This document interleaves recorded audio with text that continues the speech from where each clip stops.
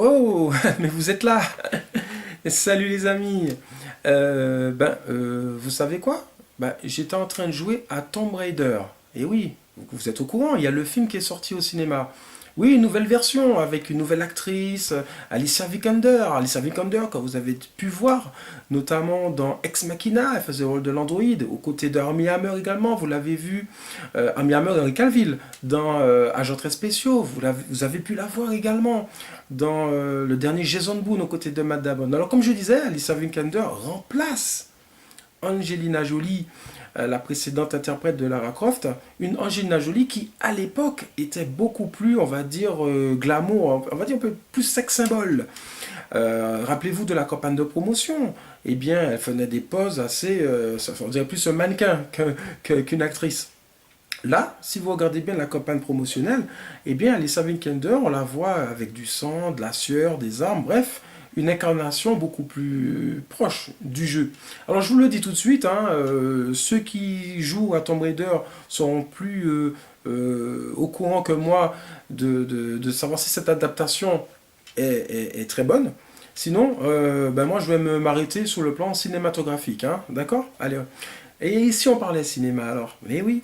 Alors, avec cette nouvelle version de Tomb Raider, eh bien, Hollywood perpétue cette longue tradition d'adaptation. Dès les années 90, hein, il y avait déjà Bob Hoskins et John Leguizamo qui faisaient Mario et Luigi dans Super Mario Bros. Ensuite, il y a eu le Raz-de-Marée Mortal Kombat avec Christophe Lambert dans le rôle de Raiden, film de Paul W. Anderson, qui plus tard a récidivé dans les adaptations avec sa saga Resident Evil. Et puis, on a eu Jean-Claude Van Damme dans Street Fighter, Marc Dacascos dans Double Dragon, Dwayne Johnson dans Doom, qui bientôt va revenir dans Rampage, il va affronter des monstres. On a eu Jack Gyllenhaal dans Prince of Persia, on a eu Mark Wahlberg dans Max Payne, on a eu Michael Fassbender dernièrement dans Assassin's Creed. Et puis, et plein d'autres, Hitman et autres Donjons et Dragons. Voilà.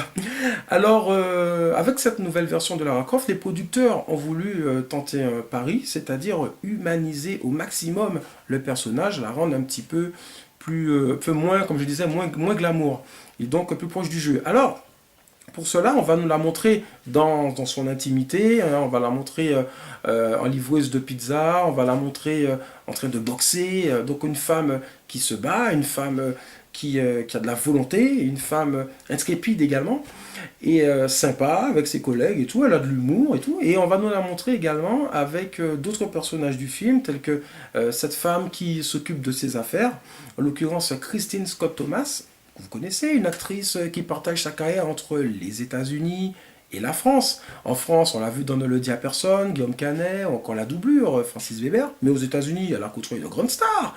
Grant, 4 mariages et un enterrement, Robert Redford, l'homme qui murmurait à l'oreille des chevaux, Tom Cruise dans Mission Impossible, Ralph Fiennes dans Le Patient anglais, et tout dernièrement, elle était dans Les Heures sombres, aux côtés de Gary Oldman, où il faisait Les époux Churchill. Et donc les producteurs prennent ce pari de nous donner une Lara Croft beaucoup plus proche de nous, on va dire. Et pour cela, eh bien, ils vont s'attarder également sur cette relation très forte qu'elle avait avec son père, interprété par Dominic West, que vous avez pu voir en perfide Théron, trahissant Léonidas, oh, dans 300 de Zack Snyder. Eh bien, à plusieurs reprises, eh bien, ils reviennent sur cette relation afin de nous montrer une personne très sensible et pas seulement une machine de guerre.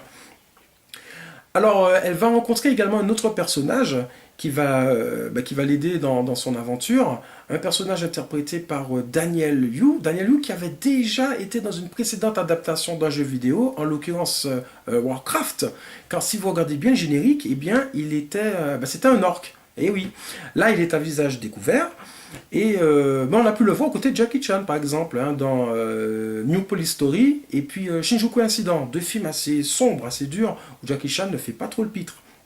Bref, tout ce petit monde est dans Lara Croft, et avec ces aventures, les producteurs essayent donc de l'humaniser. Et pour cela, eh bien, ils vont pas trop se creuser la tête. Et oui, malheureusement, car toute la difficulté d'une adaptation de jeu vidéo, c'est vraiment on va dire de, de s'imprégner du personnage, de vivre avec elle. Mais quand on est joueur, eh bien, c'est immersif, car on est vraiment à la place.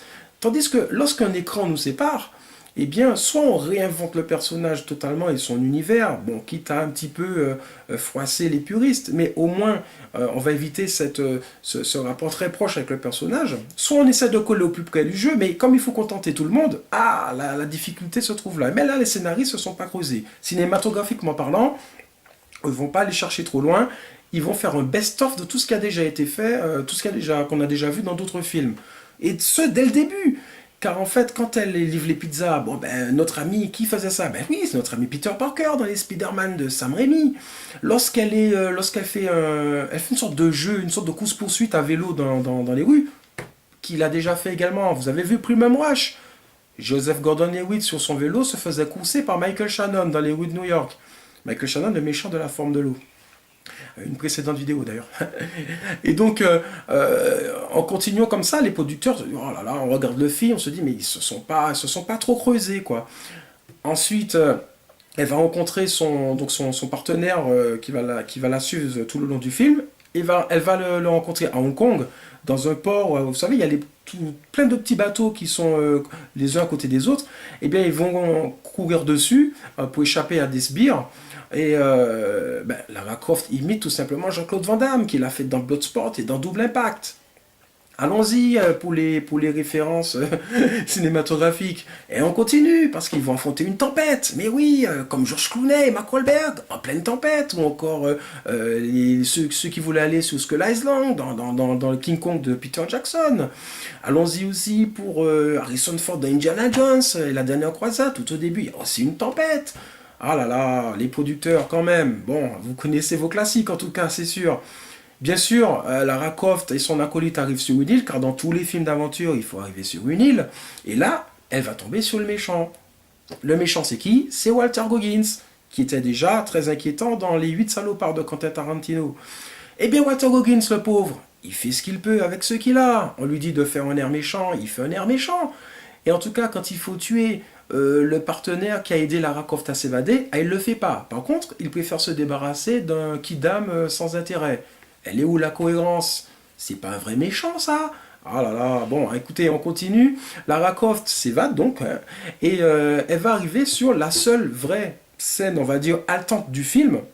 Et là encore, les scénaristes vont faire une grossière erreur, c'est que au lieu d'enclencher comme ça les péripéties, eh bien non, ils font la scène, bon je la décris pas, hein, je vous laisse aller voir le film, et une fois qu'elle va s'en sortir, elle va rencontrer un autre personnage, alors un autre personnage vite fait, mais bon je vous laisse aussi découvrir qui elle va rencontrer, et elle va se décider à retourner chez le méchant, car il y a des prisonniers à libérer. Et là ça ressemble à qui ça? Hein, avec un arc et des flèches qui libère des prisonniers? Mais oui, c'est notre ami Sly dans Rambo, ou bien Œil de Faucon dans l'ère d'Ultron. Donc avec son arc et ses flèches, elle y va. Alors vraiment, tout le monde va se retrouver dans une grotte, car dans tous les films d'aventure également, on se retrouve à la fin dans une grotte ou sur un pont suspendu. Et tout ça teinté un peu de zombification, car être zombie c'est très à la mode, à la télé, au cinéma, partout on les voit. Et donc, pourquoi pas, continuons dans le best-of. Et puis, ce malheureux Daniel Yu, hein, que je vous parlais, le personnage qui suit Lara Croft, eh bien, j'espère qu'après ça, il aura quelque chose de consistant à se mettre sur la dent pour la suite, parce que là, au gré du montage, il apparaît, il disparaît, il ne fait absolument rien d'autre. Le malheureux prend des poses avec une arme à feu, comme s'il avait participé à l'action, mais en fait, rien du tout. Et ce pauvre second rôle eh bien, est totalement ignoré du scénario, et c'est bien malheureux. Comme je disais, on essayait de nous humaniser cette Lara Croft en nous la montrant avec son père, la relation qu'elle avait avec son père.